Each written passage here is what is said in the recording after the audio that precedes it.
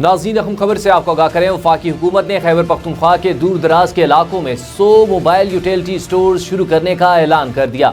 वफाकी वज़ीर इत्तलात मरियम औरंगज़ेब ने प्रेस कॉन्फ्रेंस करते हुए कहा कि यूटिलिटी स्टोर्स पर 10 किलो आटा 400 और घी 300 रुपए किलो मिलेगा। उन्होंने मजीद कहा कि शाय खुर्दनोश पर 17 अरब रुपए की सब्सिडी रखी गई है। हुकूमत ने अवाम को रिलीफ देने के लिए 2000 रुपए देने का इकदाम किया। उन्होंने मजीद कहा कि साबिक हुकूमतों की नालायकियों से अवाम को छुटकारा दिलाकर दम लेंगे। साबिक हुकूमत ने अदम एतमाद की वजह से पेट्रोल सस्ता करके बारूदी सुरंग बिछाई। पेट्रोलियम मसनूआत की कीमतों में इजाफा इमरान खान हुकूमत की IMF मुआहदे का हिस्सा है। मरियम औरंगज़ेब ने कहा कि बैरूनी साजिश पीछे रह गई। PTI अब महंगाई पर जोर दे रही है। रूस से सस्ता तेल की खबरें बेबुनियाद हैं। तमाम इकदाम 4 साल की नहली को मद्देनजर रखते हुए उठाए जा रहे हैं। वफाकी वज़ीर इत्तलात का मजीद कहना था कि वज़ीर आज़म शहबाज शरीफ अवाम को रिलीफ देने के लिए आए हैं।